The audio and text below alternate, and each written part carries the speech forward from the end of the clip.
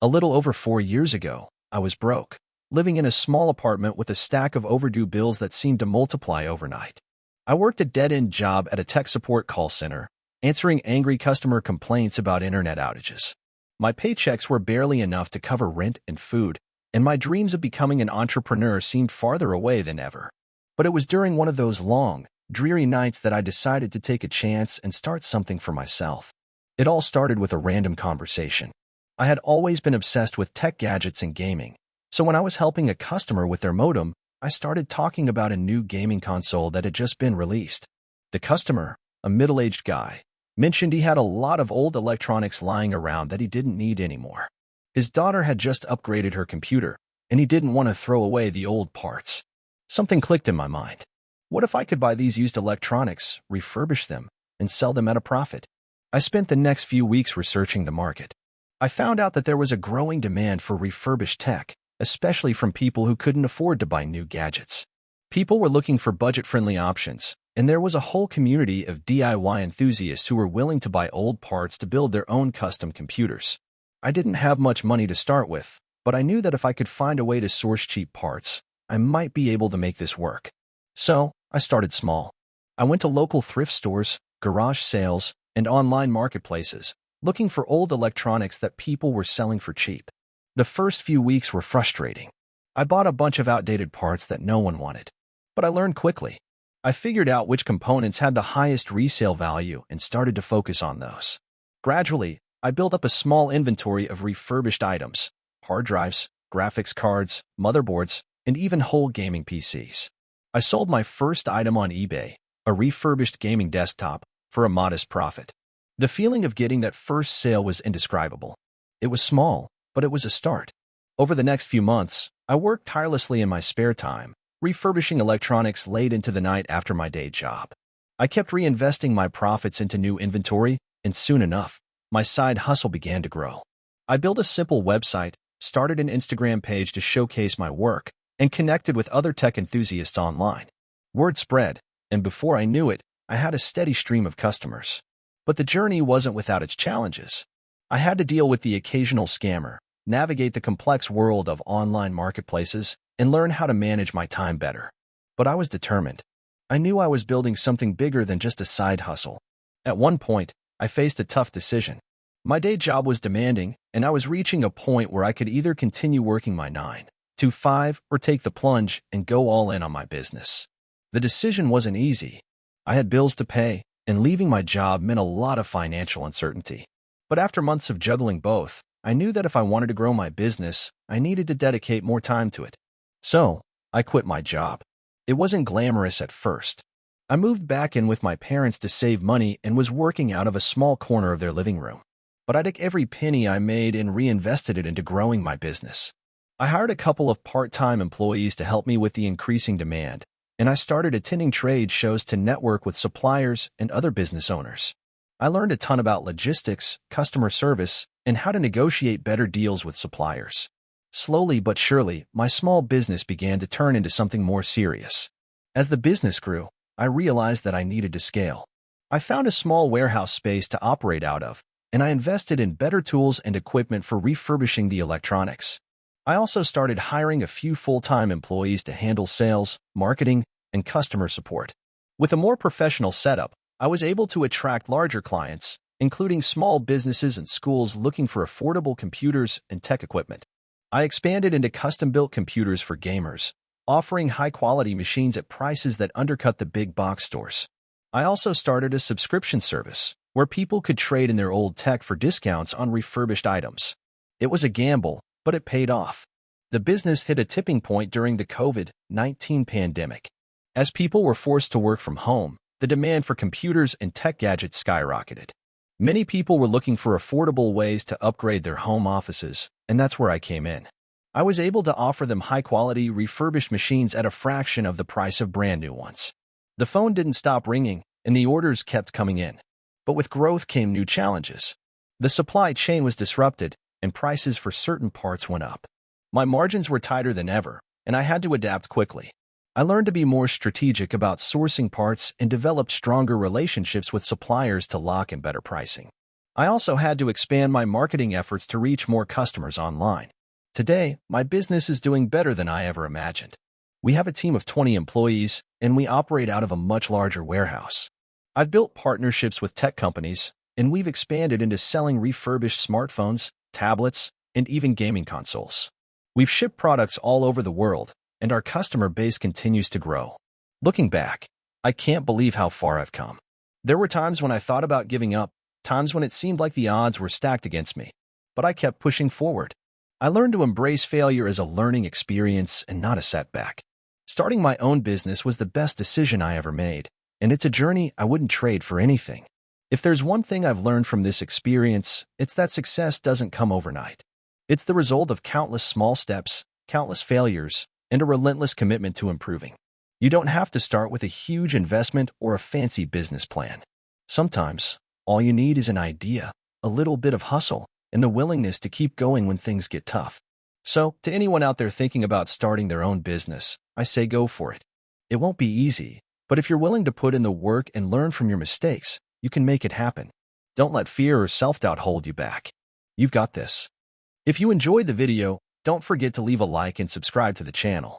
It helps the content grow and motivates me to create even more great videos. Turn on notifications so you don't miss any new uploads. By the way, I'm curious, when do you usually watch my videos? While working, studying, or just relaxing at home? Let me know in the comments. I'd love to hear from you. Thank you for your support. I've always been someone who had big dreams. The kind of dreams that might seem too far-fetched to some, but I believed they were attainable if I could just find the right path. I grew up in a small town where opportunities felt limited. There were no major businesses or startups, just local shops and factories that had been there for decades. Everyone knew everyone, and not much ever changed. But from a young age, I knew I wasn't going to stay there forever. I wanted to build something that would impact not just my small town, but maybe the world. I didn't have the typical entrepreneurial upbringing. My parents weren't business owners, and the word startup wasn't part of our daily vocabulary. My dad worked at a factory, and my mom ran a small daycare. We didn't have money, but we had what felt like an abundance of love and support. That meant a lot, but I also knew it wasn't enough if I wanted to chase my dreams. I had to figure it out on my own. In high school, I started getting into tech. My first taste of entrepreneurship came when I built my first website. It wasn't much, just a basic blog about video games and tech gadgets. But I remember staying up late, figuring out how to code, learning about SEO, and using social media to drive traffic. By the end of the year, I had a small, dedicated following. It wasn't enough to turn into a business, but it showed me that I had a knack for building things from scratch. I learned how to market, how to understand what people wanted, and, most importantly, how to solve problems. I was hooked. After high school, I decided to go to college for computer science. The idea of learning more about technology, coding, and design was exciting. But the more I got into it, the more I realized that I wasn't just interested in building apps or websites for fun. I wanted to build businesses. Real businesses. I started brainstorming ideas and trying to figure out how I could turn my skills into something valuable. I wasn't thinking about millions of dollars at first. I just wanted to create something that would give me freedom. The freedom to do what I loved, to be my own boss, and to live life on my own terms. During my second year of college, I came up with an idea that seemed silly at first, a platform that connected local businesses to potential customers in a more efficient way. There were a lot of directories out there, but none of them really captured the attention of users or helped businesses get more visibility. I realized that small businesses needed something more personal, more tailored to their unique offerings. I envisioned a platform that allowed small businesses to build their own digital storefronts, where they could interact directly with customers. I pitched the idea to a few friends, and while they were supportive, they didn't think it would work. They didn't see the value in it. But that didn't stop me. I was determined to make it happen. I started working on the platform late at night, coding in between studying and classes. I used my dorm room as my office, and I learned everything I could about web development, user experience, and digital marketing.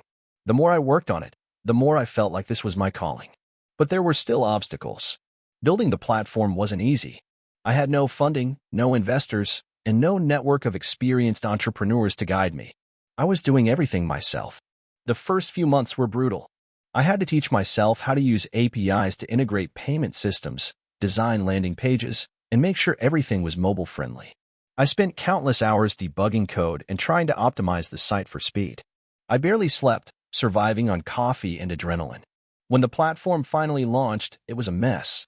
The design was clunky, the user interface was confusing, and there were so many bugs it felt like I had created a digital nightmare. But despite all the issues, I pushed forward. I spent weeks gathering feedback from users, fixing problems, and iterating. Slowly but surely, things started to improve. Some businesses began signing up, and I even got my first paying customer, a small family-owned bakery in the town I grew up in. That was the moment I realized it could work. But then came the next challenge, scaling. I was still in college, still working on the platform by myself, and now I had to figure out how to attract more businesses and users. I reached out to local entrepreneurs, asking for their feedback and suggestions. I went to networking events, pitched my platform to anyone who would listen, and even started creating content to drive traffic. Then, one day, I got an email from a venture capital firm. They had seen my platform and thought it had potential. They wanted to schedule a meeting. I couldn't believe it. I was a college student, just trying to make something work, and here was someone offering me a chance to take it to the next level. The meeting went well, and the venture capitalists were impressed with the progress I had made, despite the fact that I was doing it alone and without any funding. They offered me a seed investment to help me grow the platform, but there was a catch. I would need to hire a team and move quickly if I wanted to capitalize on the opportunity. I was terrified. I wasn't ready for that kind of responsibility, but I also knew this was the moment I had been waiting for. I took the leap. I hired my first few employees, bringing in people who had more experience than I did. We worked tirelessly, and over the next year, we improved the platform, added more features, and grew our user base. But even as things started to take off, there were still challenges. We faced competition, technical failures, and moments when it felt like everything was falling apart. I learned a lot about myself during this time. I learned that being an entrepreneur wasn't just about having a great idea. It was about resilience, adaptability, and persistence. There were days when I thought about quitting, but I always came back to why I started in the first place. I wanted to build something meaningful. Fast forward a few years, and my company is now a thriving business. We've expanded to multiple cities, helping thousands of small businesses gain visibility and connect with customers. The journey wasn't easy, and I still have a long way to go, but I've learned more than I ever could have imagined. I've learned that success doesn't happen overnight, that failure is a part of the process, and that you have to trust the journey, even when it feels like you're stuck. Being an entrepreneur is a roller coaster ride, but it's also one of the most rewarding things I've ever done. I've built something from the ground up, and while it's still a work in progress, I'm proud of what I've accomplished. If there's one thing I've learned, it's that the road to success is never linear. There are ups and downs, twists and turns, but if you keep going, if you keep pushing through the tough times, eventually, it all comes together. I guess if I had one piece of advice to share with anyone thinking about starting their own business, it would be this: don't let fear hold you back. Fear of failure, fear of the unknown, it's all part of the process. The real failure is not trying at all. I grew up in a small town in the Midwest, a place where everyone knew everyone else's business, and if you didn't have a family name or a legacy to follow, you were kind of overlooked. My family wasn't poor, but we definitely weren't rich either. We lived in a modest house on the outskirts of town. My parents both worked full-time jobs, but there was never a ton of extra money for luxuries. I remember staring at the neighbors' houses, with their big yards, shiny new cars, and immaculate landscaping, and thinking that one day I'd have that. But that feeling of wanting more didn't really hit me until I was 16. I was working a part-time job at the local grocery store, bagging groceries and stocking shelves. The pay was barely enough to cover gas money for my old beat-up car, but it was something. I didn't mind the work. It gave me some independence, but I often felt stuck. It wasn't until I met an older guy named Tom, who worked at the store as well, that things started to shift for me. Tom was the kind of guy who was always reading books, mostly about business and investing. He had a worn leather briefcase that he carried with him everywhere, and I always thought it looked a little ridiculous, but I quickly learned that he had a lot of interesting things to say. He'd talk about stocks, real estate, entrepreneurship, stuff that I'd never really thought about before. We'd sit in the break room during our lunch breaks, and he'd tell me stories about how he'd gotten into the real estate game at a young age, starting with just one rental property. What really struck me was how Tom seemed to live life on his own terms. He wasn't tied to any 9-to-5 job, and it wasn't like he was rolling in cash, but he had this freedom that fascinated me. He wasn't worried about having the nicest car or the biggest house, but he was always working on something, building something. That's when the entrepreneurial spark was lit for me. At the time, I had zero capital, no savings, no assets. All I had was a burning desire to get out of the small-town mentality and make something of myself. Tom started giving me books to read, books like Rich Dad, Poor Dad, The Millionaire Next Door, and The Lean Startup. I read them all, even though I didn't fully understand them at the time. But they made me think differently about money, about business, about the way the world worked. Fast forward a couple of years, and I was still stuck in my same old routine. I was in my early 20s, fresh out of high school, and still working at that same grocery store. I'd saved up a bit of money, maybe $3,000, but I didn't know what to do with it. It was a good chunk of change for someone my age, but not nearly enough to start a business. I felt like I was standing at the edge of something big, but had no idea how to jump. Then, one day, while scrolling through Instagram, which I'd started doing more often to pass the time, I saw an ad for a course on e-commerce.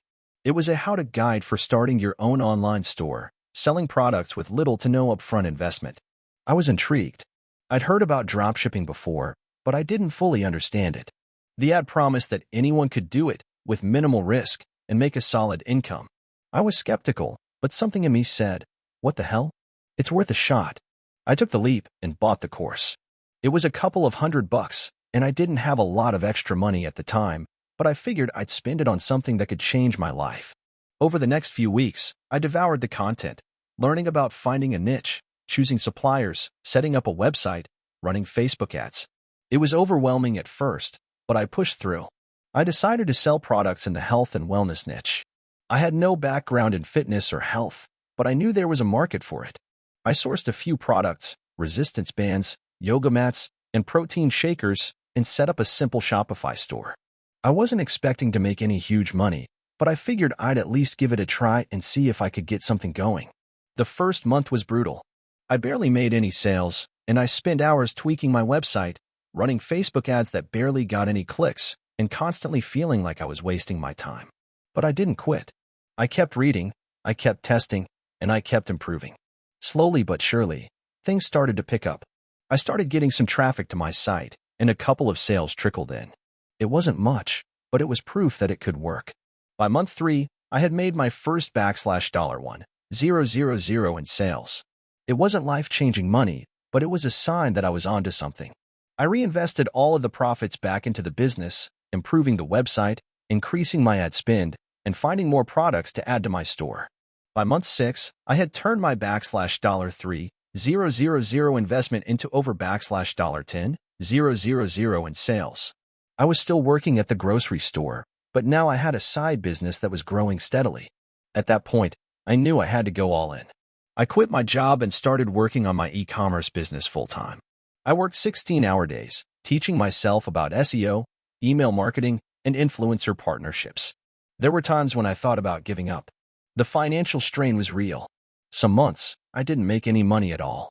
But every time I thought about throwing in the towel, I reminded myself of Tom and how he'd worked his way up from nothing.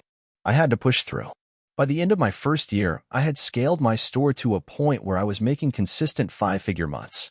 I'd saved up enough to hire a small team of freelancers to help with marketing and customer service. It felt surreal to look back and see how far I'd come from that kid working at the grocery store. But even then, I knew that this was just the beginning. As I sit here today, 5 years later, my business has grown into a full-fledged e-commerce brand with multiple product lines, a dedicated team, and partnerships with influencers in the health and fitness space. I'm not a millionaire yet, but I've achieved financial freedom. I've been able to buy the house I always dreamed of, and I've started investing in real estate just like Tom taught me. Looking back, I realized that the real key to my success wasn't just having the right idea or learning the right skills, it was having the right mindset. It was about believing that I could create something from nothing, even when everyone around me doubted it. It was about understanding that success doesn't happen overnight. But if you keep showing up, keep working hard, and keep learning, you can build something truly amazing. If you're reading this and you're stuck in a dead-end job or feel like your dreams are out of reach, just know that it's possible to change your life. It won't be easy, and it won't happen overnight, but if you stay persistent and keep pushing forward, you can create your own success story. That's what I did, and I'm living proof that it's possible. Let me take you on a journey that I never thought would lead to success, but somehow did. This is my story about how I went from being a broke college student with no real direction in life to building a small business that turned into a full-blown startup. It's a roller coaster of mistakes, learning curves, and perseverance. So grab a seat, and let me walk you through how I did it. It all started back in 2016. I was a sophomore in college, stuck in that awkward stage of adulthood where you're too old to rely on your parents but still too broke to figure out how to make it on your own. I had no clear career path, but I knew I needed to make money. Not to mention, I wanted some sense of independence. I spent a lot of time scrolling through Reddit, trying to figure out what I could do to make some extra cash. That's when I stumbled upon a post about side hustles. It mentioned everything from freelancing to selling products online, and one post really stood out. Someone was making money by flipping products on eBay. This wasn't the first time I had heard about flipping, but it was the first time I considered it seriously. So, I did what any broke college student would do. I went straight to eBay and started browsing. I remember my first purchase vividly. It was a bundle of old video games from a local pawn shop. The games were outdated, but the price was right. I managed to flip the bundle for twice what I paid for it. I was ecstatic. This was my first real taste of success. I was like, hey, maybe I can do this. So I went all in. The problem, of course, was that I had no experience in flipping or selling online.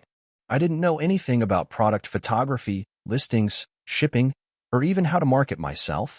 But what I did have was time to learn. I started watching YouTube videos, reading blog posts, and lurking in Reddit threads dedicated to e-commerce. Slowly but surely, I learned the ins and outs of eBay selling. The next few months were filled with trial and error. Some listings sold within hours, while others didn't move at all. I had to get used to handling returns, negative feedback, and dealing with customers who were sometimes less than friendly. But I pressed on. Fast forward a year, and I had built a small but consistent side business. I was still in college, but I was making enough money to cover my rent, groceries, and then some. It wasn't anything glamorous, but it was enough to give me a sense of accomplishment. My focus was on selling small electronics, gaming consoles, and collectible items.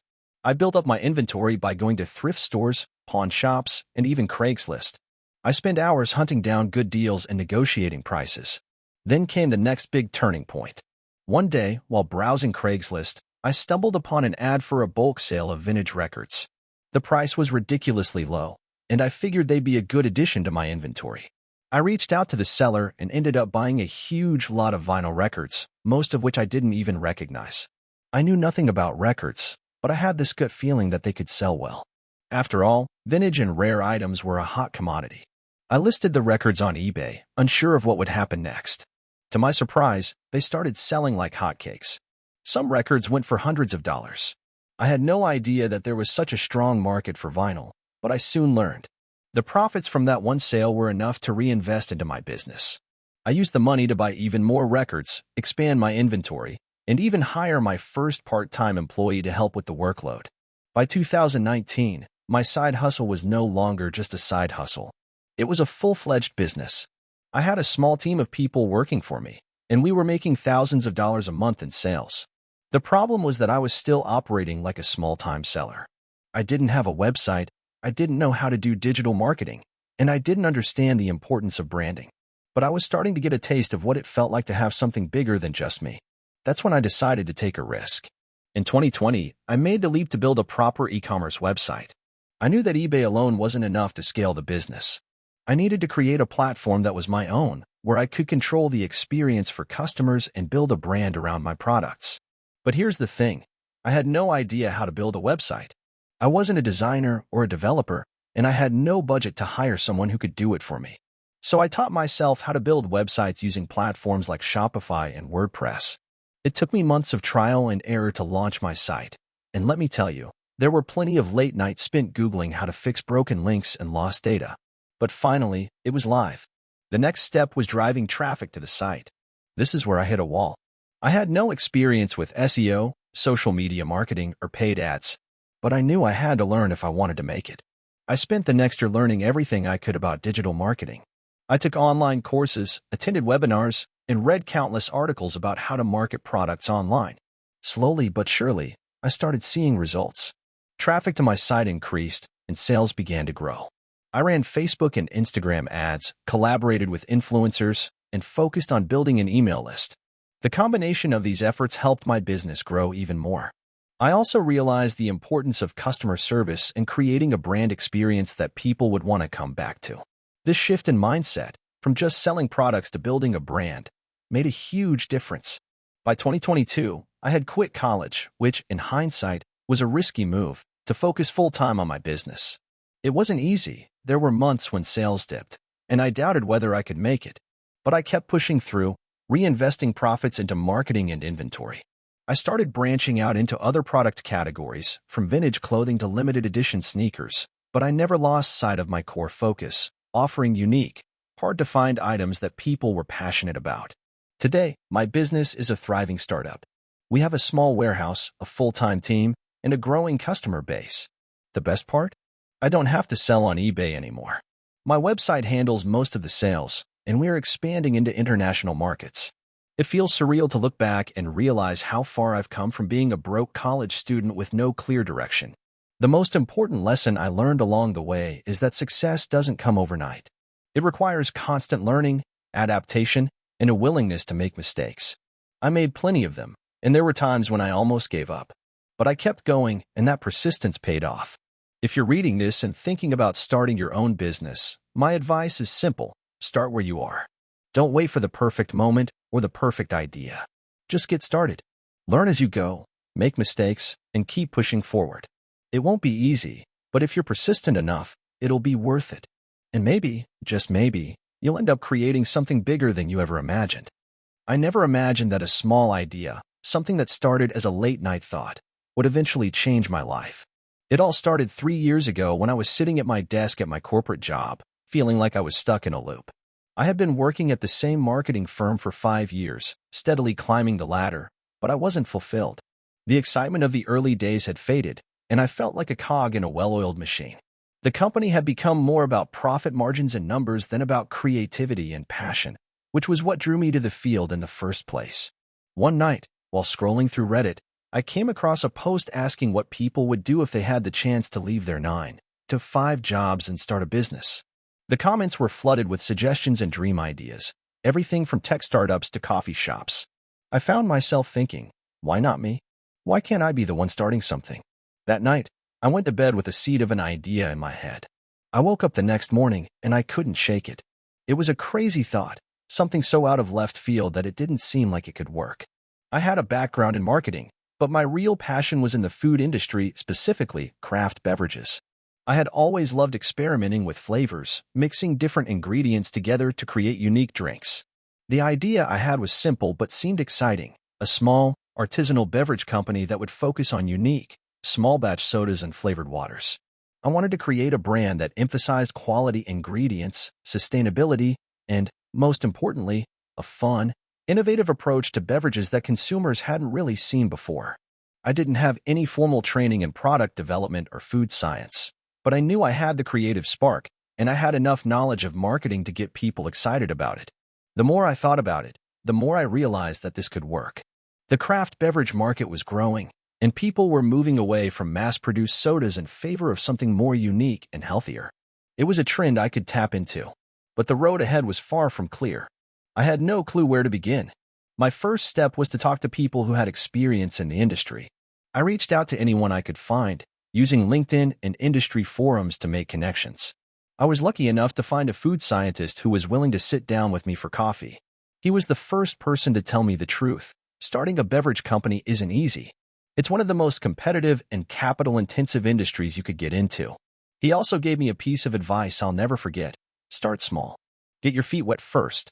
Test the waters before you dive in. His words stuck with me. I knew that launching a fully fledged beverage line would take significant investment and resources, and I didn't have the money or the infrastructure for that. So I started small, really small. I began by experimenting with flavors in my own kitchen. I bought some basic equipment, like a carbonation machine, and started playing with different ingredients. At first, my drinks were terrible. I remember making one that tasted like cough syrup, another that was so bitter it left a weird aftertaste for hours. It was frustrating, but I wasn't discouraged. I was learning. The process of trial and error became part of the fun. Every failed batch taught me something new, and eventually, I started hitting on a few recipes that tasted genuinely good. But making great drinks was only half the battle. The next step was figuring out how to scale up and get them into the hands of real consumers. I spent hours researching production methods, finding small-scale co-packers who could help me bottle my drinks. After a lot of emailing, I finally found a company that was willing to take a chance on me and help with the production. I couldn't afford large quantities, so I started with small test runs, just enough to get some product out there and see how people responded. By this point, I had already started working on the branding and marketing. I wanted the company to feel fresh and modern, but also have an element of nostalgia. I wanted people to feel like they were sipping something unique, something crafted with care, but with a modern twist. I spent countless hours designing the logo, picking fonts, and coming up with packaging ideas. I wanted everything to feel cohesive and authentic. It had to be something that stood out on a shelf. Once the first batch of products was ready, I started reaching out to local stores. I had no idea how to pitch a product to a retailer, so I started small with independent health food stores and local markets. To my surprise, a few agreed to give my drinks a shot. It wasn't much, but it was a start. The first sale I made felt like a huge win, like a small validation of everything I had worked for up until that point. After that, things started to snowball. The product sold well at the local stores, and customers started talking about it. I spent every free moment I had getting my product into more stores, and soon I was receiving inquiries from larger retailers. It wasn't fast, and it wasn't easy, but I was seeing real progress. One of the biggest turning points came when a popular online retailer reached out to me, asking if I would be interested in selling my drinks on their platform. This was the moment I realized that I was no longer just a guy experimenting in his kitchen. I had built a real business. The orders from the online platform came in, and before I knew it, I was struggling to keep up with demand. It was both thrilling and terrifying. I was no longer working for someone else. I was responsible for an entire business, a brand, and a growing team. It was the hardest thing I'd ever done. There were sleepless nights, moments of doubt, and challenges I never saw coming. Cash flow issues, production delays, and the constant pressure to keep up with orders were just a few of the hurdles I had to overcome. But every time I felt like giving up, I thought about that one comment I had read on Reddit 3 years ago. Why not me? That kept me going. Today, my company is no longer a small startup. We've expanded to several states, and we've secured partnerships with some major retailers. My team has grown, and we're continually innovating with new flavors and products. Looking back, I realized that it wasn't the initial idea that made the difference. It was the willingness to take risks and keep pushing forward even when it seemed impossible. I didn't just create a business. I created something that people genuinely love.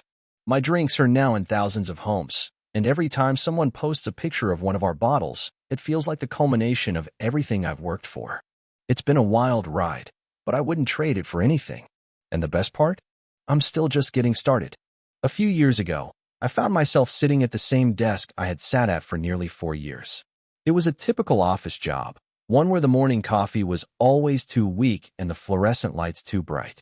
I worked as a content manager at a mid-sized marketing firm, a job that on paper looked like a decent career move. The pay was good, the benefits were solid, and the work was, well, it was work. But deep down, I knew this wasn't what I wanted for the rest of my life. I had always dreamed of owning my own business, of running something I could be passionate about, but I had no idea where to start. I wasn't a tech whiz, I didn't have a groundbreaking product, and I wasn't about to reinvent the wheel. Still, the thought of building something from scratch kept gnawing at me. It was around this time that I stumbled upon a YouTube video that completely changed my perspective. The video was about the rise of subscription box services, companies that delivered curated experiences or products to subscribers each month. The more I watched, the more intrigued I became. It seemed so simple, yet brilliant. These businesses had found a way to turn everyday products into an experience. I could see how the concept of surprise and anticipation made people keep coming back month after month. But what could I possibly offer? I knew I wanted to create a subscription service, but I didn't want to jump into something too broad, like beauty products or snacks. I wanted something unique, something that would stand out. I thought back to my childhood, when I used to love reading. I was that kid who devoured books like candy, who would spend hours in the library. And it hit me. What if I could create a subscription box for book lovers? a monthly box that delivered not just books, but a whole experience for readers. Book lovers could receive a book they might never have picked up on their own, along with fun items like bookmarks, exclusive content, and even small goodies related to the theme of the book. I was beyond excited by this idea, but excitement quickly turned into anxiety. Where would I start? How would I even begin to turn this idea into a reality? I had no business background, and honestly, I had never taken an entrepreneurial class. I didn't even know how to set up a website or manage shipping logistics. But I knew I had to try. I decided that if I was going to fail, I'd fail trying to build something I was passionate about, rather than living with the regret of never taking a shot. The first thing I did was research. I spent hours reading blogs, watching videos, and listening to podcasts about how to start a business. I learned about the importance of a strong brand, about marketing strategies, and about finding suppliers. I also learned about the obstacles that came with running a business. There were moments where I felt like it was all too much, that maybe I was in over my head. But I kept reminding myself that I was building this because it mattered to me. The next step was to get the basics down: the name, the website, and the branding. After brainstorming, I settled on the name, Page Turners, which felt perfect for a book-themed subscription box. Then came the task of designing the logo and website. I had zero experience with design, but thankfully, there were tons of affordable design tools out there. I spent weeks tweaking the logo, playing with fonts, and deciding on the look and feel of the website. It wasn't perfect, but it didn't have to be. I just needed something functional to get started. I also had to figure out how to source books and items for the boxes. I started reaching out to publishers, authors, and local artisans. Some were willing to provide products for free or at a discounted rate in exchange for exposure, while others wanted a more formal partnership. I spent hours negotiating deals and learning about the costs involved with purchasing products and handling shipping. The hardest part, however, was the marketing. I was a content manager by day, but my marketing skills were more about creating blog posts and managing social media, not about building a brand from scratch. I had no email list, no loyal customer base, and no real audience to speak of. I was starting from zero, but I was determined. I set up social media accounts on Instagram and Facebook, where I shared snippets of book reviews, reading recommendations, and sneak peeks of upcoming boxes. Slowly, people started to take notice. I started getting messages from readers who loved the idea, who wanted to sign up. One of my first big breaks came when I reached out to a popular book blogger to see if she would be willing to review my first box. She agreed, and when the review went live, I saw a significant spike in traffic to my website. People were excited about the concept, and some were even willing to subscribe. It wasn't a massive number, but it was enough to show me that this could work. By the time I was ready to launch, I had a solid list of subscribers and a small but growing following. I kept reinvesting the money I earned back into the business, upgrading the website, improving the design of the boxes, and adding new features like personalized notes and exclusive author interviews. As the business grew, so did my confidence. It wasn't easy. There were sleepless nights, endless spreadsheets, and countless emails, but I kept pushing forward. The first year was a whirlwind of learning. I made mistakes, big and small. I underestimated shipping costs, misjudged demand during the holiday season, and struggled to keep up with customer service requests. But through it all, I was learning, adapting, and growing. By the end of year one, Page Turners was a profitable business, and I had managed to turn my side hustle into a full-time gig. Fast forward to today, and Page Turners is still going strong. We've expanded to offer different types of boxes: mystery, thriller, romance. And we've even launched an option for young readers. We've partnered with authors and publishers to offer exclusive editions and signed books. I've been able to hire a small team to help with operations, and I'm no longer working in that fluorescent-lit office. I wake up every day feeling incredibly grateful that I took the leap and decided to chase this dream. If you're reading this and wondering if you can make the jump from employee to entrepreneur, I'll tell you this: you can. It's not easy, and it won't happen overnight. But if you have a passion and a plan, there's nothing stopping you. It's going to be messy at times, and you'll feel like you're failing more often than succeeding, but keep going. You'll learn more than you could ever imagine, and before you know it, you'll be on your way to something you love. I was 25 years old when I first started my business, and if I'm being honest, I had no idea what I was doing. I had just quit my job at a mediocre office position that I hated. I had dreams, but no clear path to success, and like many young people, I had no clue where to begin. The decision to leave my job came after I had spent 2 years working for a tech startup. I remember joining with so much excitement, convinced that I'd help revolutionize an industry. However, it wasn't long before the excitement wore off and I realized I was just another cog in a machine that didn't care about individual contributions. The company wasn't as innovative as they had marketed themselves to be, and I felt like I was wasting my time doing meaningless tasks. I wanted to create something of my own, something that had a real impact. I wanted to build a business from the ground up. I had a vague idea of starting an e-commerce platform. I figured, hey, people were buying stuff online, and surely I could tap into that. I didn't have much money to start with, barely a couple $1,000s saved up, and my only experience in business was running a blog on the side that made a few $100 a month. But I was determined, and I convinced myself that passion and hard work would be enough to make it happen. The first thing I did was research. I spent countless nights reading articles, watching YouTube videos, and listening to podcasts. I soaked up everything I could about starting an online business. The more I learned, the more I realized that the e-commerce industry wasn't as simple as I thought. There were inventory issues, shipping problems, customer service headaches, and competition that was far bigger than I had anticipated. I quickly scrapped the idea of running a typical online store and decided to focus on something more niche, customized products. At the time, print-on-demand services were gaining traction. You could design products like t-shirts, mugs, and phone cases, and a third-party service would print them and ship them for you. I figured this would be the perfect way to start with minimal overhead. No need to invest in inventory up front. I could just create designs and let the service handle the rest. I didn't have any design skills, though, so I spent more money hiring freelance graphic designers on Fiverr. I would give them a rough idea, and they'd create designs for me.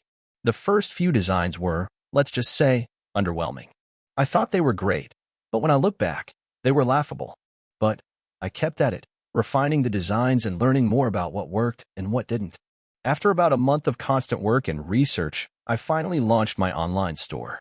I used Shopify to set up a basic website, connected it to a print-on-demand service, and started promoting my designs through social media. I didn't have much of a following, so I started cold emailing potential customers, running small ads on Facebook, and even reaching out to influencers to see if they would promote my products in exchange for free gear. It was a grind, and I didn't see any immediate results, but I was persistent. The first sale didn't come until 3 weeks after launch. When I saw that first email notification, "You've made a sale," I almost cried. It was a $20 t-shirt that I made a few bucks from, but that small one gave me a surge of motivation. I couldn't believe it. Someone out there, a complete stranger, had bought something I created. It was a real, tangible sign that my dream was possible. Over the next few months, things started to slowly pick up. I learned more about digital marketing, SEO, and Instagram ads. I started experimenting with different types of products, phone cases, hoodies, tote bags, and I began to notice patterns in the data. Some designs sold better than others, and certain products were more popular during different seasons. I paid attention to these patterns and adjusted my strategy accordingly. But even with all the progress, the reality of running a business was far from glamorous. I was working 12 to 14-hour days, 7 days a week. I had no time for myself, and my social life was practically non-existent. Some days, it felt like I was drowning. I would wake up early, check my emails, answer customer service inquiries, monitor ad performance, optimize the website, and design new products, all before I had a chance to eat breakfast. The stress was overwhelming at times, and there were moments where I questioned whether it was worth it. The first real challenge came when I received my first customer complaint. A customer had ordered a hoodie, but the print on it was off-center. It was a simple mistake, but it felt like the end of the world at the time. I panicked. I didn't know how to handle the situation, and I feared that one bad review could ruin everything. I spent hours crafting the perfect response, offering a refund and an apology, and then personally ensuring the customer received a replacement. It was a tough lesson in customer service, but it taught me that no matter how small your business is, your reputation is everything. By the end of my first year, I had made around $60,000 in revenue. I still wasn't making a lot of money, but I was getting by. I had figured out how to run ads profitably, and I was slowly growing my brand. I had learned more about running a business in 1 year than I had in my entire life, and I knew I had the potential to take it further. The turning point came when I hired my first employee. I knew I couldn't continue to do everything by myself, so I hired a virtual assistant to help with customer service and order management. That decision freed up so much of my time and allowed me to focus on growth. With her help, I was able to scale the business even further. In the second year, I expanded my product line and started creating collaborations with artists and influencers. These partnerships helped me reach new audiences and gain credibility. Sales skyrocketed, and for the first time, I felt like I was truly running a business and not just a side hustle. By the end of my third year, I had hired a small team, including designers, marketers, and operations managers. I was making more money than I had ever dreamed possible.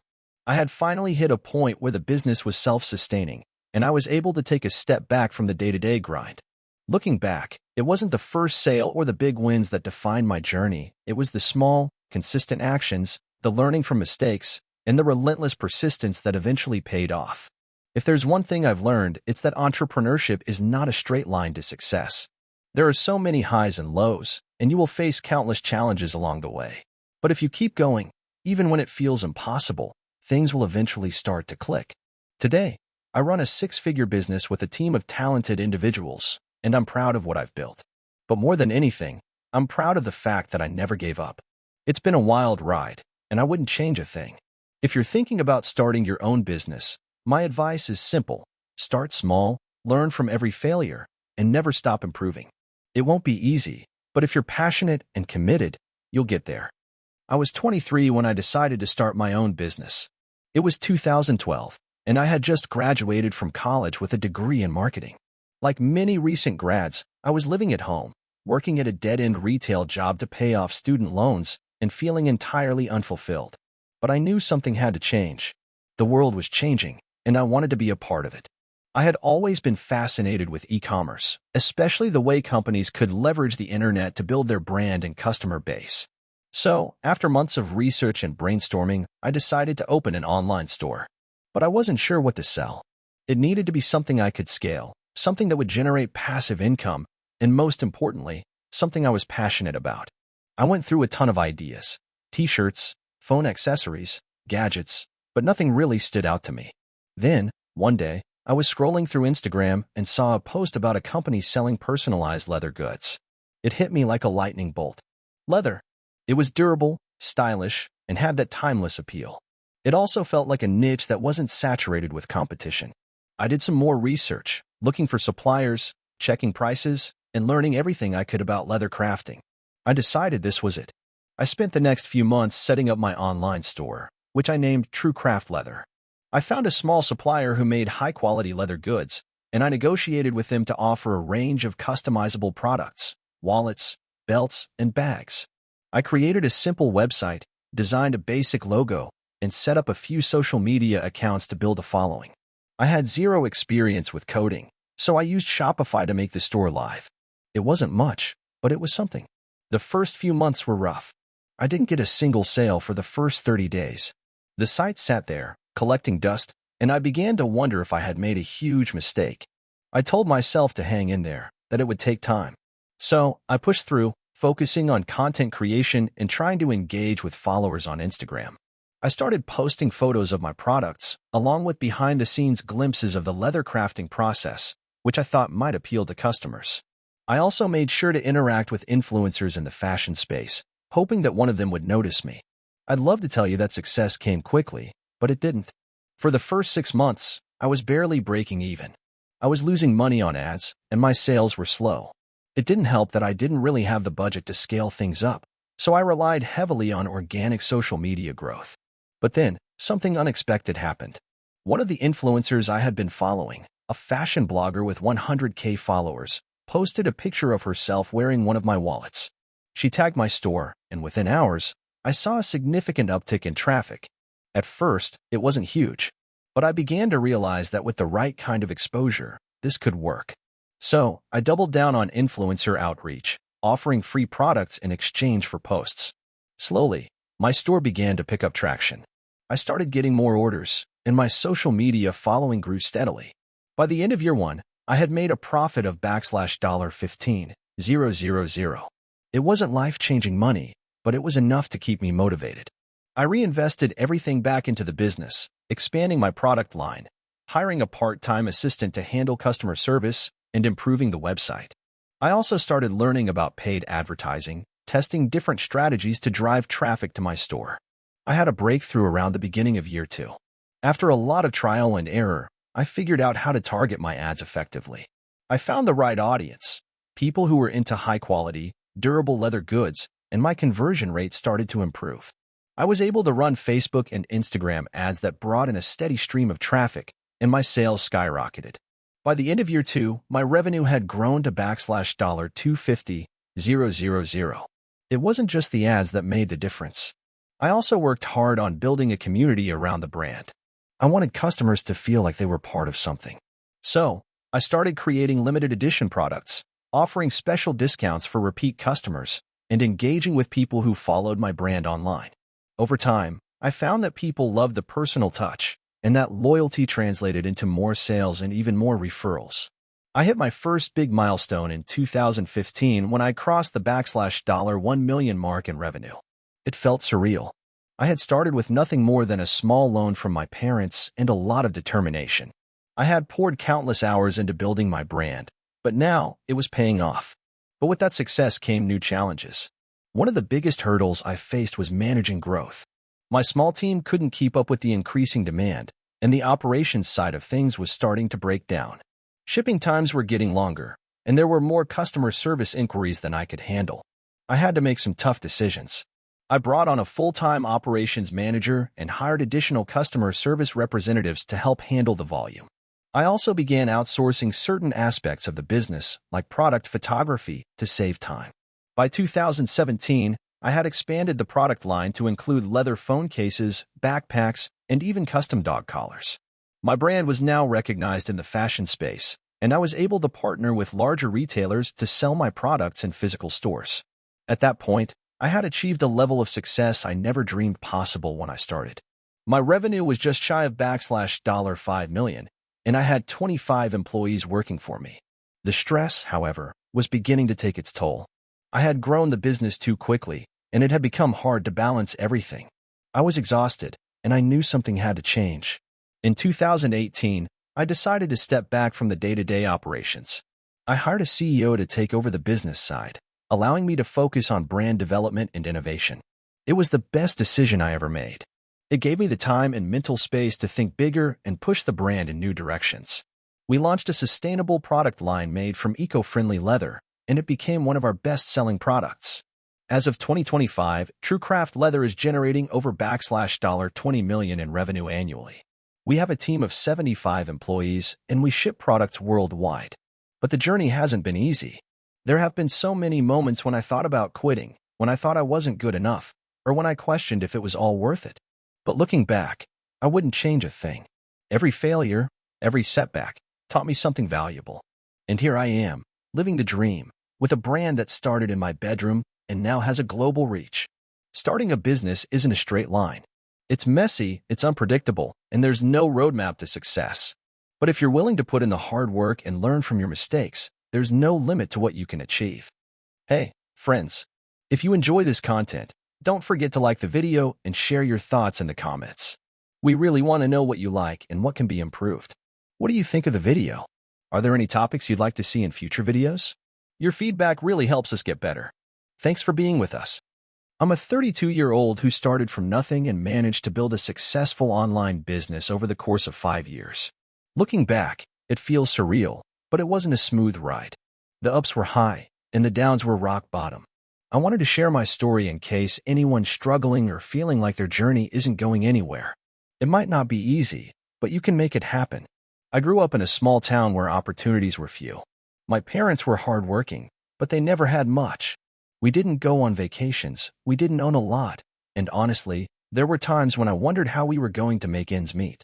My parents tried their best, but money was always tight. There wasn't any financial literacy taught at home, and the idea of building wealth seemed like a distant dream. In high school, I was the kid who dreamed big but didn't know how to make it happen. I was terrible with money, constantly getting into credit card debt just to buy things I thought would make me cool. The worst part was not having a clear plan or direction. I was aimless, just floating through life. I graduated high school with no particular passion for college, but I enrolled anyway because that's what was expected of me. A few months in, I dropped out. I felt like I didn't belong there. I needed something more hands-on, something real. I got my first job in retail, working as a cashier at a local grocery store. It was soul-crushing at first, but I learned a lot. I learned that hard work alone wasn't going to make me rich. I learned about the grind, but I also realized that I didn't want to be stuck in that cycle forever. I wanted more. I started reading books on self-improvement, finance, and entrepreneurship. That's when I discovered the idea of passive income. I was immediately hooked. I didn't know exactly how I would make money online, but I knew it was the key to freedom. I started doing research on how people were creating passive income streams, and one thing kept popping up: e-commerce. At the time, dropshipping was all the rage. The idea that I could sell products online without holding any inventory sounded like a dream. The only problem? I had no money to invest in a business. For the next year, I worked multiple jobs.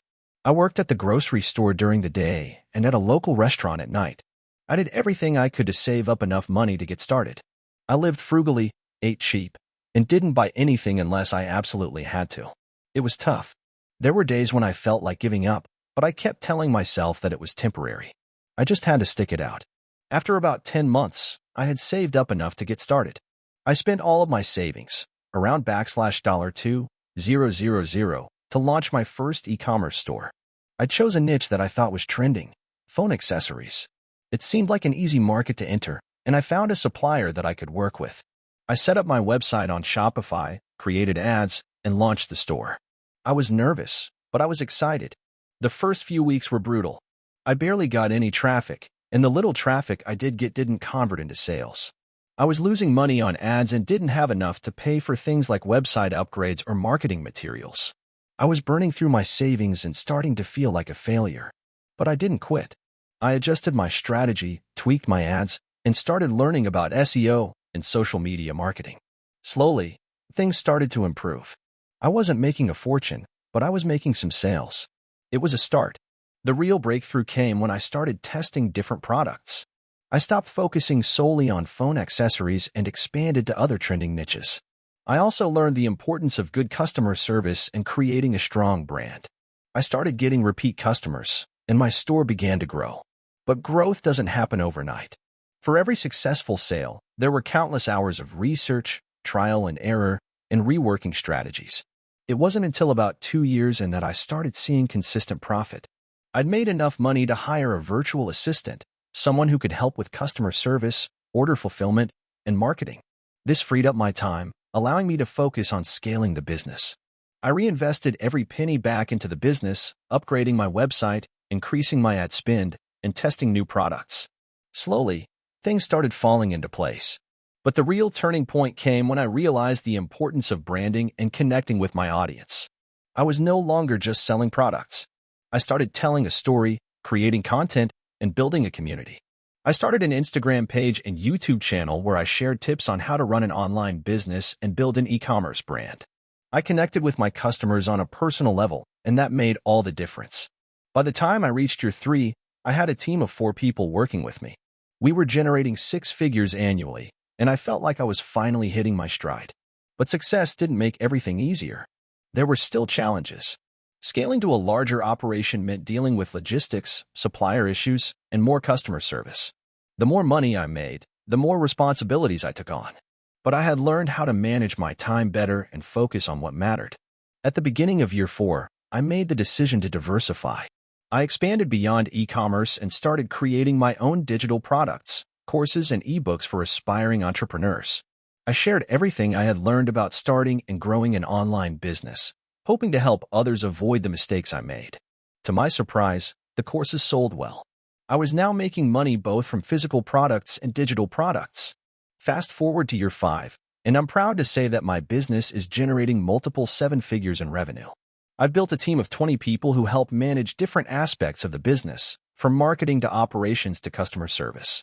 I'm living the lifestyle I once dreamed of: freedom, flexibility, and the ability to impact others. But success hasn't made me complacent. I've realized that there's always room to grow. The industry I'm in is constantly changing, and I need to adapt. I still work hard, but now I work smarter. I invest in new skills, technologies, and people to keep my business growing. I also make time to give back, helping young entrepreneurs who are just starting their journey. I try to show them that it's not about luck or timing. It's about persistence, learning, and adapting to change. It hasn't been an easy road. There were days when I thought I was done. There were months when I felt like I wasn't getting anywhere. But if there's one thing I've learned, it's that you can't give up. Keep working. Keep learning. And if you stay persistent, you can achieve more than you ever imagined. It's not about how fast you get there. It's about staying the course and making progress every day. I started my business with nothing but a $500 loan and a vague idea of what I wanted to achieve. Looking back, I can hardly believe how far we've come. It's a story of struggle, perseverance, and the belief that if you keep pushing, something eventually clicks. I grew up in a small town where opportunity was scarce. My family didn't have much, but my parents worked hard to make sure we had enough. I remember watching my father get up at 5 a.m. every day to go to his job as a mechanic, coming home late, tired, but always with a smile on his face. He taught me one thing I'll never forget: hard work pays off. That lesson stuck with me, even when things didn't seem to be going in my favor. In high school, I wasn't the most popular kid, but I had a passion for technology. I'd spend hours tinkering with old computers, taking them apart and trying to fix them. My friends thought it was weird, but I loved it. I wasn't much of a student, but I had an innate curiosity that kept me going. When I graduated, I didn't have any clear direction. College wasn't an option because it was too expensive, and I didn't want to take on debt without knowing exactly what I wanted to do. Instead, I found a job as a tech support agent for a small software company. It wasn't glamorous, but it paid the bills. I was the guy who would help customers troubleshoot their issues, and over time, I started to learn more about the business side of things. The company was growing slowly, and I got more involved in various projects. Eventually, I started to feel like I was capable of doing more. But the reality of working for someone else started to wear me down. One day, I had a conversation with a coworker about how we could start a business offering IT support to small companies. It seemed like an idea that could work, and the more we talked about it, the more I got excited. But here's the catch: I didn't have any money. All I had was the knowledge I'd gathered from years of fixing computers and troubleshooting software. I had saved up about $500, and after weeks of research, I realized that I could start by offering basic services to small businesses in my area. I took the $500, bought a cheap laptop, set up a website, and started knocking on doors. I didn't have a fancy pitch or even a clear business plan. I just wanted to help people solve their tech problems. The first few months were brutal. I worked out of my apartment, answering calls and emails at all hours of the day. Most of the businesses I contacted didn't have the budget to hire an IT professional, but I was persistent. I offered to help them for a fraction of what the big companies were charging, and slowly, I started to get a few clients. My first big break came when a local restaurant chain hired me to fix their point-of-sale system. It was a huge job, but I did it for less than what I thought it was worth, just to build my reputation. After that, things started to snowball. I began getting more clients through word of mouth, and as my reputation grew, I was able to charge more for my services. I hired a couple of employees to help with the workload, and we started to scale. But scaling wasn't easy. I had no formal business training, and I made a lot of mistakes along the way. I learned the hard way that managing people was a whole different ballgame than fixing computers. In the beginning, I didn't even have a real office. We worked out of coffee shops, rented a small desk space, and did everything we could to keep overhead low. As the business grew, I realized that I needed to focus more on leadership and less on doing the work myself. I hired a few key employees who were better at the things I wasn't, like marketing and finance. It took time, but slowly, we built a team that was as passionate about the business as I was. A turning point came when we landed a contract with a large retail chain.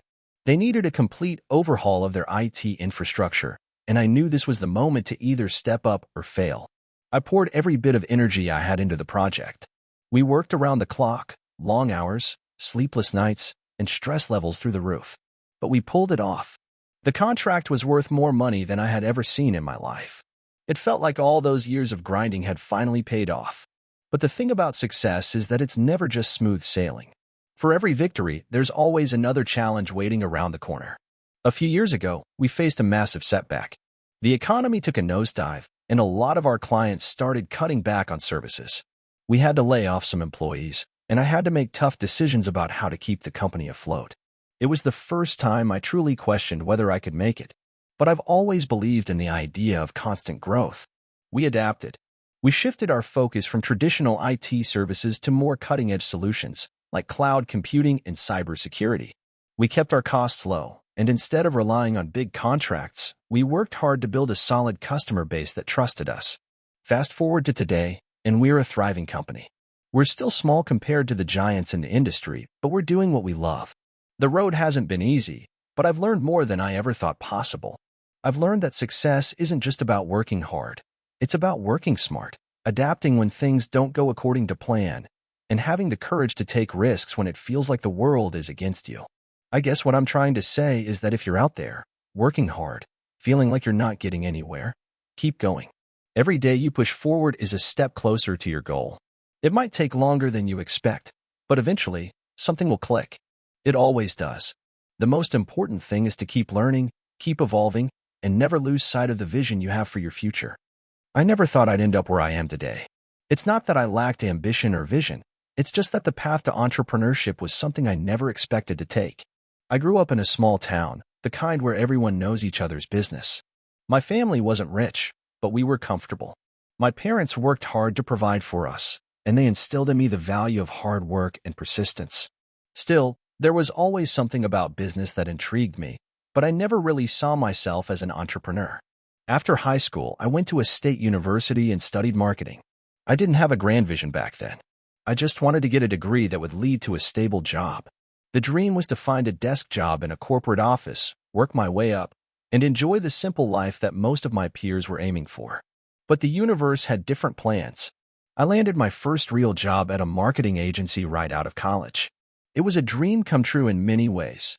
The pay was decent for a recent graduate, and the office was a lively place full of young, creative individuals.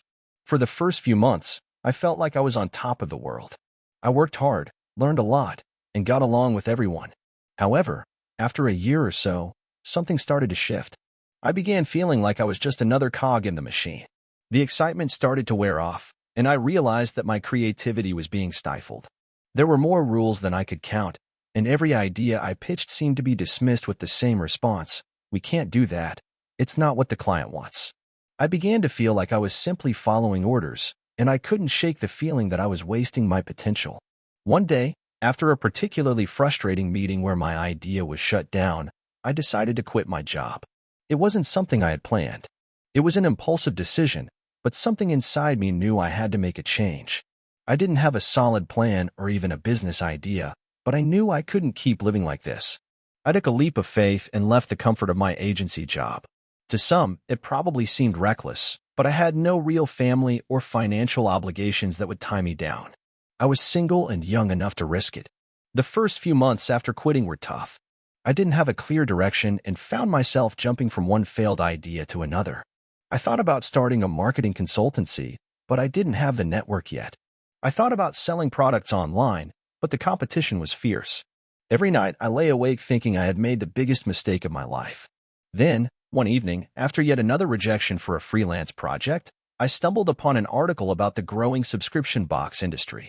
The article talked about how many entrepreneurs were making their mark by offering niche products on a subscription basis. At first, it seemed too simple, too easy. But then I started thinking. I loved fitness and wellness, and I was always on the lookout for new supplements, snacks, and fitness gear. It dawned on me, what if I could create a subscription box that curated healthy snacks and fitness products for people who shared the same interests? At first, the idea felt like just another pipe dream, but the more I thought about it, the more I became convinced it could work. I did some research, and the subscription box market was exploding. According to the numbers, it was a $10 billion industry, and people were paying for convenience and personalized experiences. I had the marketing background, and I had a network of people who could potentially help me get started. So, I dove in. I started sourcing products, working with manufacturers, and testing out different subscription models. I built a website, designed branding, and created a social media presence. I started small, offering my first subscription box to just a handful of people. I even put my savings into it, which made the whole thing feel like an all-or-nothing gamble. The first month was a disaster. My website wasn't user-friendly, the products weren't arriving on time, and the response from my audience was lukewarm at best.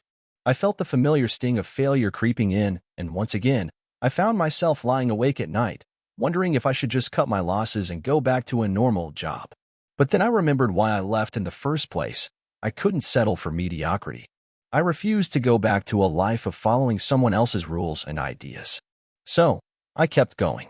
I learned from my mistakes, took feedback from customers, and iterated on my business model. I streamlined the website, improved the product offerings, and began building partnerships with influencers in the fitness space. Slowly, very slowly, things started to improve.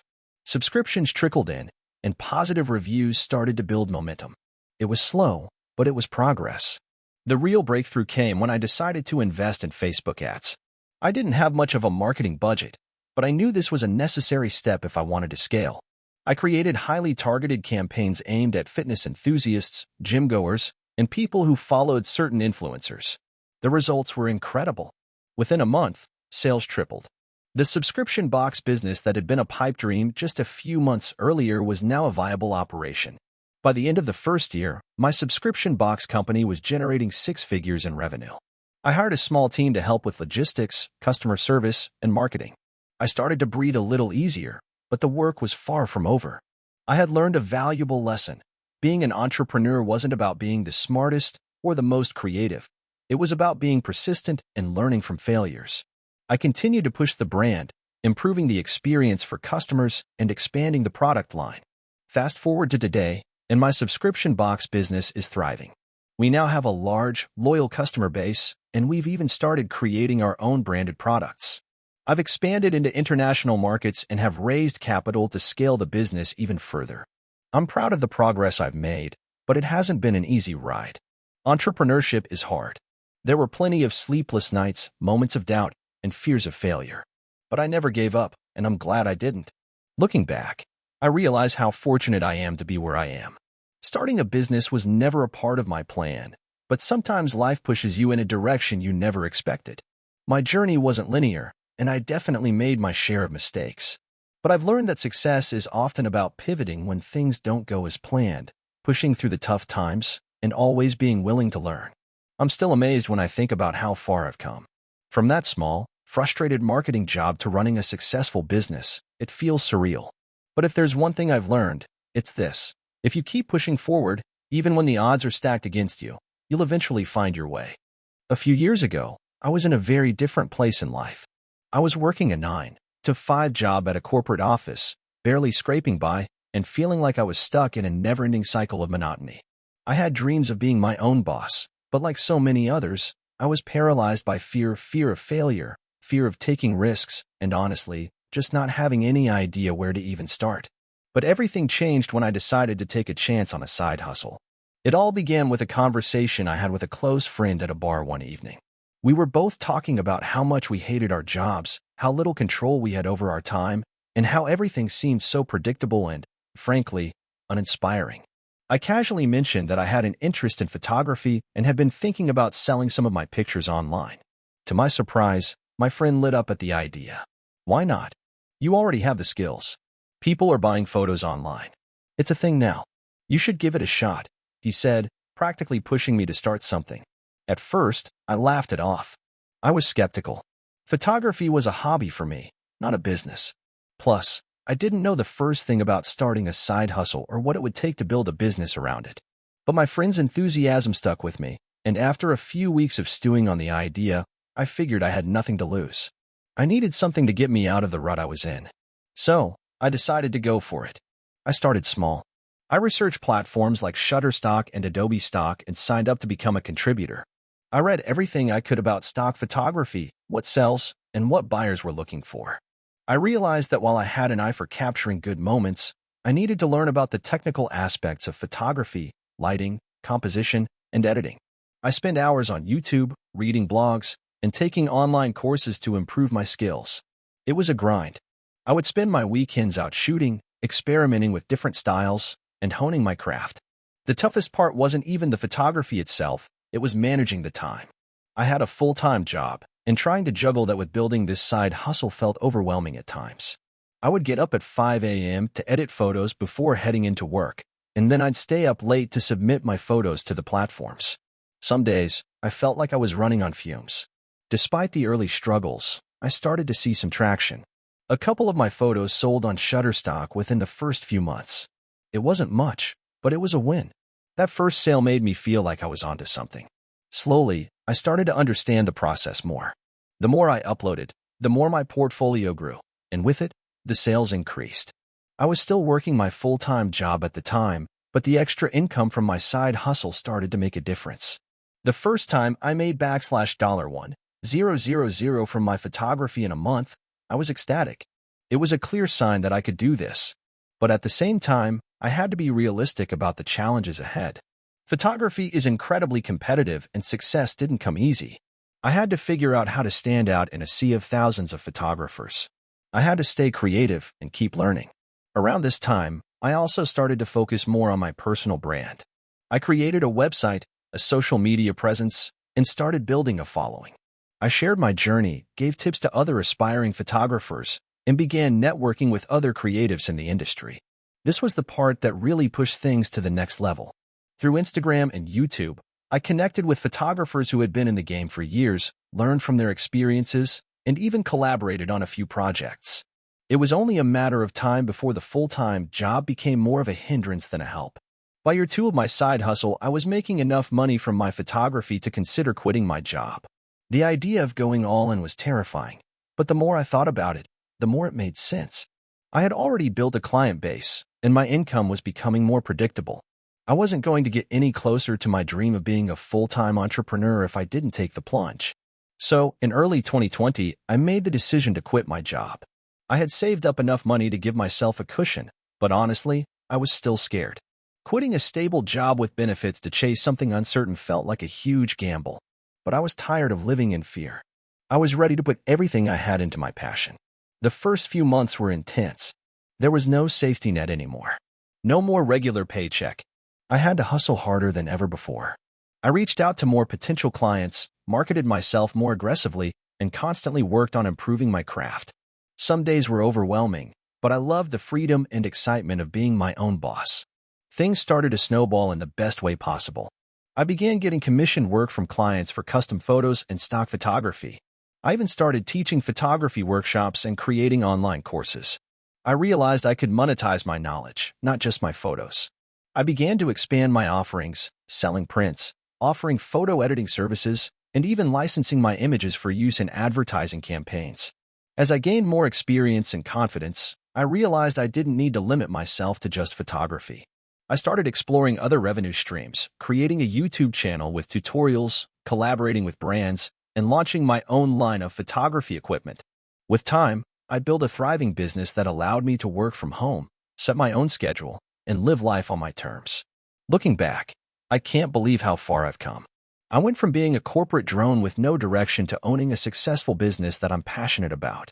The journey wasn't easy, and it took time, but I've learned so much along the way. The most important lesson I've learned is that no one is going to hand you success. You have to create it for yourself. And you need to be patient, persistent, and willing to keep learning. I still get scared sometimes. Entrepreneurship is a roller coaster, but the highs make it all worth it. I'm finally living the life I always dreamed of. If I had stayed stuck in my comfort zone, I would have never had the chance to experience this. I'm grateful every day that I took that leap of faith. To anyone out there thinking of starting a side hustle or becoming an entrepreneur, I'll leave you with this. Take the first step. It's never going to be easy, but it's always going to be worth it. You won't know what you're capable of until you try. And remember, success doesn't happen overnight. Be prepared for the grind, but also know that every step forward is a step closer to your dreams. You've got this. I grew up in a small town, the kind where everyone knows everyone, and if you made a big mistake, it followed you for life. My parents weren't wealthy, but we got by, always just scraping through. They worked hard, my mom is a nurse, and my dad at a factory. I saw them both putting in endless hours, and while I didn't fully understand it at the time, I admired their resilience. From an early age, I was obsessed with business. Not in the traditional sense, but more in how people made things work for themselves. I remember being a teenager, working part-time at a fast food joint, and looking around at all the people there. Most were just passing through, but a few of the older employees had been there for years. They lived for their paycheck, doing the same thing day in and day out. They talked about saving up for their vacations or the new car they were going to buy. But I knew there had to be more. I wanted more. One night, after a long shift, I was sitting at the kitchen table, listening to my parents argue about bills, and it hit me. I had a moment of clarity. I wasn't going to be stuck in a dead-end job like the people at my work, and I wasn't going to live paycheck to paycheck like my parents. I had no idea what I was going to do, but I knew that whatever it was, it had to be something different, something that would allow me to control my own future. I started looking into different business ideas. My first thought was a restaurant. I mean, food is a necessity, right? People always eat. But after a little research, I realized the startup costs were huge and the odds of success were low. So, I kept looking. Eventually, I stumbled upon e-commerce. I'd heard about people starting online businesses from the comfort of their own homes. I thought, that's it. Low startup costs, minimal risk, and I could do it from anywhere. The idea of being my own boss and not having to punch a clock was incredibly appealing. The more I learned about dropshipping, the more I became hooked. I didn't need to keep inventory. I didn't need to deal with shipping. It seemed like a no-brainer. I saved up a few $1,000s from my part-time job and started my first dropshipping store. I had no idea what I was doing. I spent hours every day learning about Facebook ads, Instagram marketing, Shopify, and all the other platforms that supposedly made running an online store easy. I was working 40 hours a week at my job and then coming home to work another 20 to 30 hours a week on this business, completely consumed by it. I remember the first sale I made. It was a Thursday night. I was sitting on the couch, scrolling through social media, when I got the notification. Your order has been received. My heart nearly stopped. I couldn't believe it. After all the hours of research and all the failed attempts, I had made my first sale. I made $15 in profit. It wasn't much, but it was proof that this could work. The next few months were a roller coaster. Some days, I felt on top of the world. Others, I felt like I had no idea what I was doing. I spent money on ads that didn't convert. I spent hours tweaking my website, only to find out that no one was visiting it. I learned the hard way that running an online business isn't as easy as people make it sound. But I kept pushing. I took every failure as a lesson. Slowly but surely, I started to figure out what worked and what didn't. I refined my ad targeting. I tested different products. I built a brand around my store instead of just selling random stuff. Eventually, I found a niche that worked: fitness products. It was a crowded market, but I carved out my own space by focusing on high-quality items and delivering excellent customer service. Then, in the summer of 2020, everything changed. The pandemic hit, and the world went into lockdown. People couldn't go to gyms, so they started buying home fitness equipment. My sales skyrocketed. What had once been a side hustle became a full-fledged business. I was making more money than I had ever dreamed of, and I was doing it all from my small apartment. I remember the first month I made over $10,000 in sales. It was surreal. For the first time in my life, I felt like I was in control of my own destiny. But success didn't come without its challenges. The more money I made, the more responsibility I had. I had to hire a team to help with customer service. I had to deal with shipping delays. I had to keep up with supply chain issues and rising costs. But I didn't mind. I had a goal, and I was willing to do whatever it took to get there. A year later, in 2021, I finally quit my part-time job. It was one of the scariest things I've ever done, but it was also one of the most empowering. I remember calling my boss and handing in my resignation. I had this rush of excitement mixed with a little bit of fear, but deep down, I knew I was making the right decision. As my business grew, I learned how to scale. I expanded to multiple stores, hired more employees, and started looking into other ventures. But despite all the success, I never forgot where I came from. I still remember those nights in my small apartment, working until 3 a.m., trying to figure out how to make this dream work. And I made sure to give back, mentoring other entrepreneurs who were just starting out, offering advice and support to those who were in the same position I had been in. Now, I'm running a 7-figure business. I'm not a billionaire, and I don't live in a mansion, but I've achieved financial independence. I'm able to live life on my terms, and more importantly, I'm able to help my family in ways I never could have imagined. Looking back, I don't think the journey would have been possible without the lessons I learned from my parents. They taught me the value of hard work and the importance of perseverance. And most importantly, they taught me that success isn't just about making money, It's about creating something that matters. I didn't become an entrepreneur to get rich. I became an entrepreneur because I wanted to change my life and the lives of the people around me. And even though the road was long and difficult, every moment of struggle has been worth it. If there's one thing I've learned, it's this. Anyone can start a business. It doesn't matter where you come from or how much money you have in the bank. If you're willing to put in the work and keep going, no matter how many times you fail, you can make it happen. The journey is tough, but it's worth it. So, to anyone out there who's thinking about starting their own business, I say go for it. The road may not be easy, but if you stick with it, you'll be amazed at what you can achieve. Just remember, success doesn't happen overnight, but with persistence and passion, anything is possible. I had always dreamed of being my own boss. Growing up, my parents ran a small family-owned store. While it wasn't glamorous, I saw how they were able to create their own schedule, make decisions, and provide for the family without answering to anyone. I wanted that for myself one day, but I also knew it would take hard work, grit, and patience. I didn't want to be the guy who failed, so I took my time and learned everything I could before diving in. It all started a few years ago when I was working as a marketing coordinator for a mid-sized tech company. It was a decent job. The pay was good, and I had a clear career trajectory, but there was a nagging feeling in the back of my mind.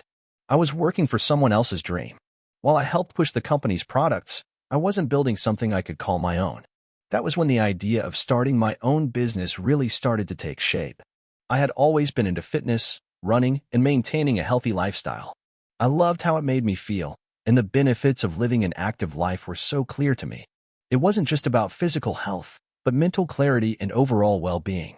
I noticed that the fitness industry, particularly around sustainable, eco-friendly, and holistic health products, was growing. That was my light bulb moment. What if I could combine my passion for health with my desire to build a business? But, of course, the road wasn't that simple. Starting a business from scratch, especially in a competitive space like health and fitness, was a huge challenge. I had no experience running a business. I didn't have a huge network to help me, and the more I thought about it, the more I realized I was probably not going to be able to just quit my job and dive straight into entrepreneurship. So, I took a more gradual approach. I began by working on my idea in my spare time. I researched the market, who the key players were, what products were successful, and most importantly, what customers wanted. I spent nights and weekends building my knowledge, writing out business plans, and sketching out product ideas. But here's the kicker. I didn't just want to sell another fitness product.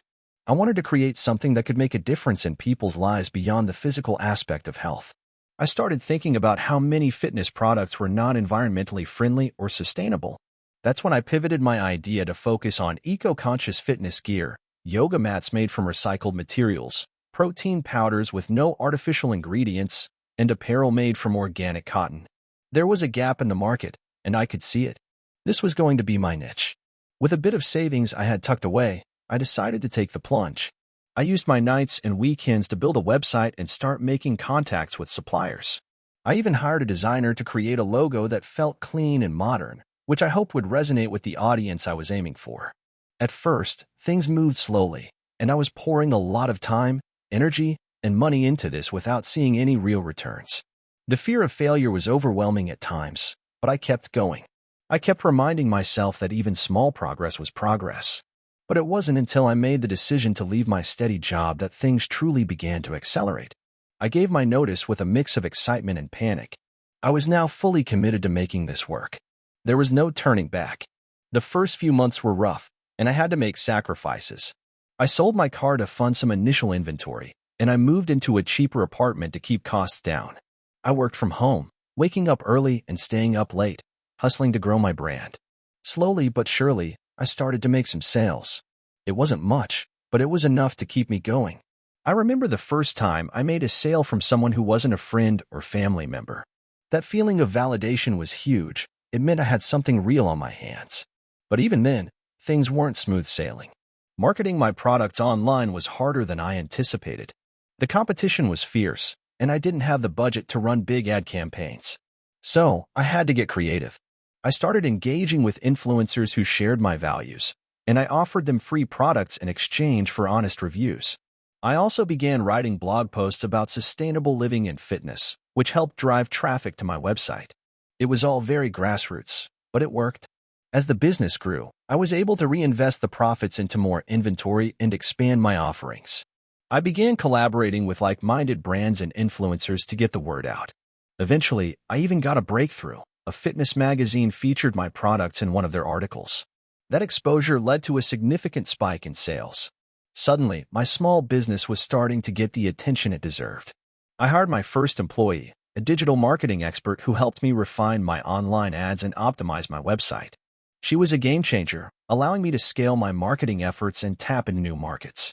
By this point, I had learned so much about running a business, everything from sourcing products, managing inventory, and building a brand to negotiating with suppliers and handling customer service.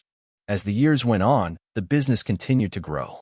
I introduced new products, including a line of eco-friendly water bottles and sustainable activewear. Our customer base was loyal, and word of mouth did a lot of the heavy lifting for us.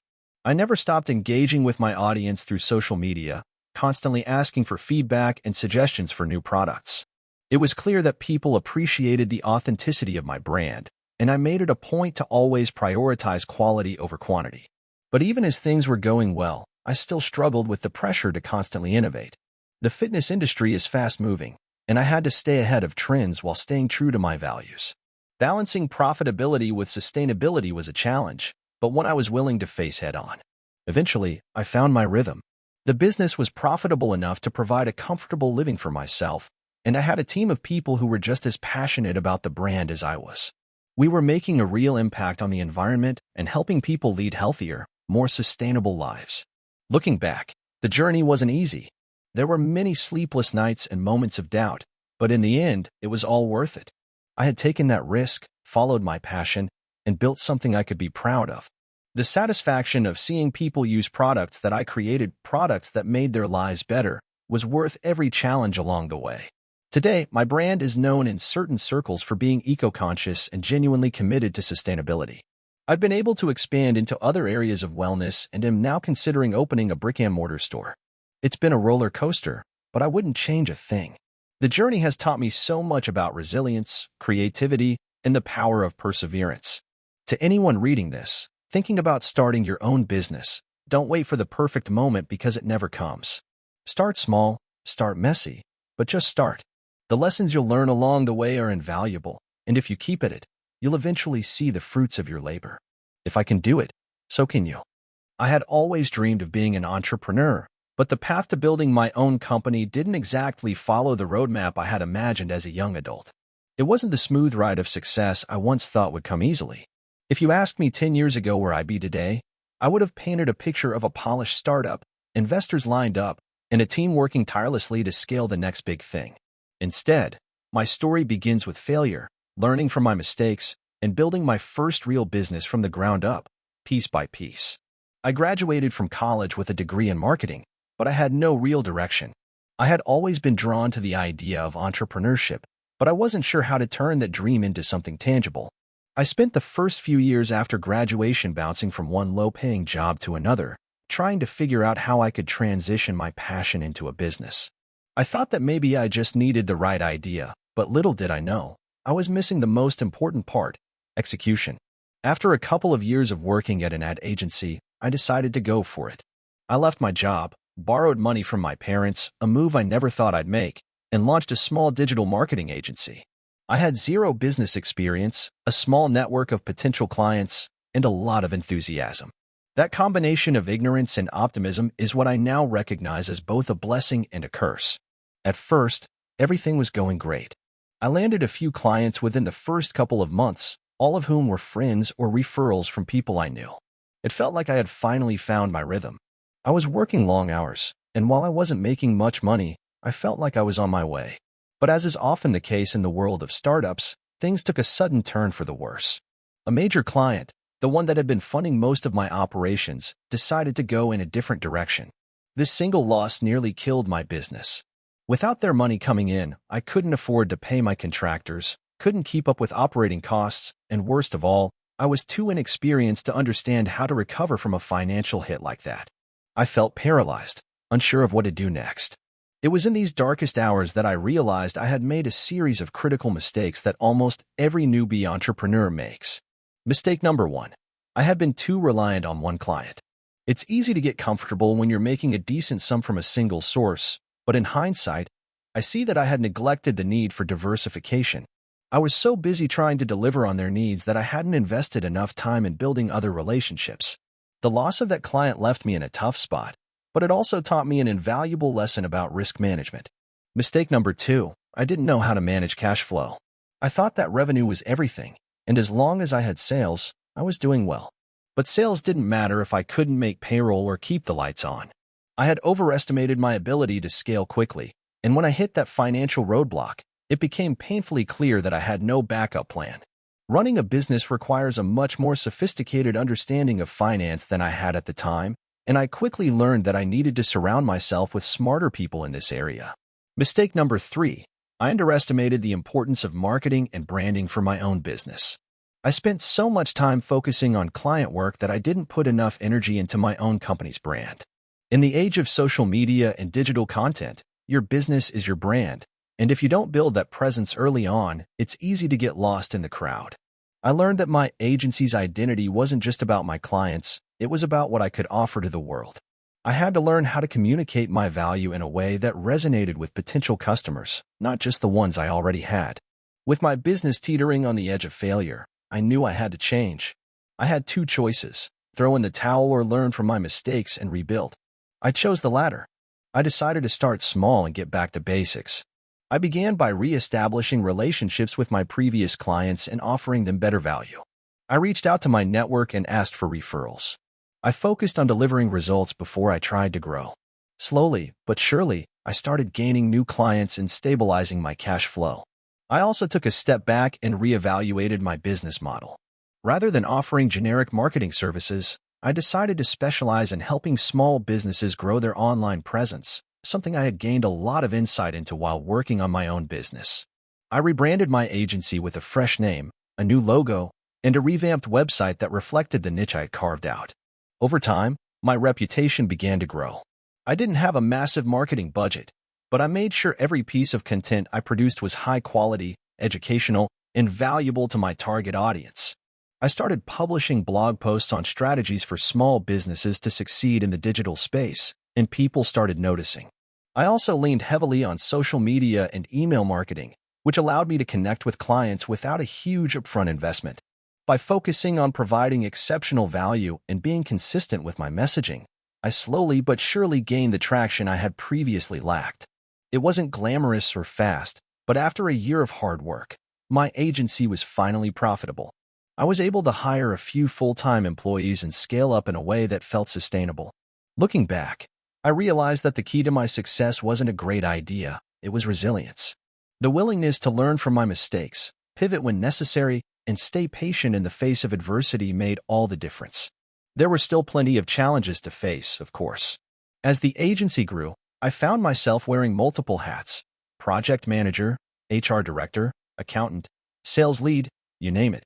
But I had learned how to juggle and prioritize, and I had built a team of dedicated, like-minded individuals who shared my vision. Now, almost 7 years later, my agency is thriving. We have a diverse client base, a stable income, and a reputation as one of the go-to marketing agencies for small businesses in our region. It hasn't been easy, and there are days when I question whether the sacrifices were worth it. But when I look back on where I started, working long hours in a tiny office with no certainty about the future, I'm proud of how far we've come. The failures, the lessons, and the sleepless nights were all part of the process. What I've learned from this journey is that entrepreneurship is not a straight line. It's full of twists, turns, and setbacks. But with persistence, adaptability, and a bit of luck, you can turn your vision into a reality. I hope my story serves as a reminder to anyone thinking about starting their own business that success doesn't come overnight. It's about putting in the work, learning from your mistakes, and finding the strength to keep going, even when the odds seem stacked against you. I've always been the type of person who loved the idea of building something from scratch. As a kid, I would take apart electronics just to understand how they worked. It wasn't about breaking things, it was about learning how everything fit together. Little did I know, this curiosity would lay the foundation for a decade-long entrepreneurial journey. It started when I was in my early 20s. I had just graduated from college with a business degree, and, like many people my age, I was trying to figure out what I wanted to do with my life. I had no real direction, but I was obsessed with the idea of being my own boss. I wanted to create something that would allow me the freedom to make my own decisions and not be stuck in a cubicle for the next 40 years. But there was one problem. I didn't have any money to invest in my dream. So, I started small. I had a side hustle selling vintage watches. It wasn't much at first, just a few pieces I'd find at estate sales or online auctions. I'd clean them up, do some research on their history, and sell them for a profit. The margins were slim, but it gave me a taste of what it felt like to sell something. The real breakthrough came when I realized there was a market for high-end watches that were slightly damaged but could be restored. People were willing to pay a premium for something that had a bit of character, especially if it came with a story. I started buying broken watches and fixing them myself. For about a year, I worked on this as a side project, balancing it with my day job. It wasn't glamorous, but it was enough to keep me going. Then, one day, I received an offer that changed everything. A collector offered me $10,000 for a watch I had bought for $500 and spent another $300 fixing. I was stunned. It was the first time I had made such a large profit from a single item. I remember sitting there, staring at the check, and realizing that this was it. This was the sign I had been waiting for. But as soon as I got that check, reality hit me. I had no idea how to scale this. I had no idea how to make this into something bigger than a small-time hustle. But I knew one thing for sure. I couldn't let the opportunity slip away. I quit my job the next day. It wasn't as bold as it sounds. My job wasn't something I was passionate about, and deep down, I knew that if I didn't take a risk now, I might never have the chance again. So, I took the leap. I used all my savings to buy more inventory, better watches, rarer pieces, and even some high-quality tools for restoration. I hired a part-time employee to help with the workload and started learning everything I could about marketing and building an online presence. It took a while for things to pick up. The first few months were rough. I spent all my time hustling, finding inventory, repairing watches, photographing them, creating listings, and managing customer service. There were days when I would spend 12 hours just cleaning and restoring watches. And every time I thought I was close to a breakthrough, I'd hit a wall. The market was competitive, and I had to constantly find ways to stand out. But after a year of grinding, something started to click. My brand began to gain recognition. I started getting more inquiries from serious collectors, and soon, I had a network of people who trusted me to find rare pieces for them. I wasn't just selling watches anymore. I was curating a collection. I was building relationships. And with that came the real money. The first big breakthrough came when I managed to find a vintage Rolex that had been missing for over a decade. I had heard rumors about its whereabouts from other collectors, but no one seemed to know where it was. After months of negotiations, I managed to acquire it and sell it for over $80,000. I'd never made so much money in my life from one sale. That was the moment I realized I wasn't just a guy selling watches. I had created a business. From there, everything escalated quickly. I hired more employees, set up an online store, and even started attending luxury watch auctions. I moved from selling a few watches a month to handling dozens of high-end pieces at a time. But, as with any business, things weren't always smooth sailing. There were plenty of hurdles along the way. One of the biggest challenges came when I faced a serious cash flow issue. I had spent a large portion of my profits acquiring inventory and had no liquid capital to pay employees and suppliers. There was a time when I wasn't sure if I could keep the lights on. I had to make some tough decisions. I had to take on business loans, restructure some of my debts, and even reduce my staff temporarily. I learned that managing cash flow was just as important as finding good products to sell. Without proper financial planning, everything could fall apart in a heartbeat. But through all the challenges, I kept pushing forward. I learned to streamline operations, automate some parts of the business, and scale smartly. Over time, I became more comfortable with delegating tasks, and I hired a financial manager who helped me track cash flow and make informed decisions. Slowly, I began to feel like the business was truly mine, and I was no longer just reacting to circumstances. I was driving the ship. Fast forward to today, and my business is thriving. We have a small team, a fully functional online store, and a network of high-end clients who trust us to find them the best pieces. I've even started a consulting service for other small businesses who want to break into the luxury goods market. It's not just about watches anymore. It's about creating a brand that stands for quality and integrity. Looking back, I can't help but laugh at how far I've come. That $500 watch I bought all those years ago feels like a lifetime ago. The journey wasn't easy, but every setback taught me something valuable. I learned that success doesn't happen overnight and that it's the tough times that build resilience. Most importantly, I learned that the willingness to take risks and the courage to keep going, even when it feels like everything is falling apart, is what separates successful entrepreneurs from those who give up. I'm proud of what I've built, but I also know that this is just the beginning. There's always another challenge on the horizon, and I'm ready to take it on. Because, in the end, it's not about how you start, it's about how you keep moving forward. Thank you for watching until the end. If you enjoyed this video, don't forget to like and subscribe to the channel so you won't miss new videos. Also, leave a comment. I'd love to hear your thoughts. Your support and engagement mean a lot to me. See you in the next video.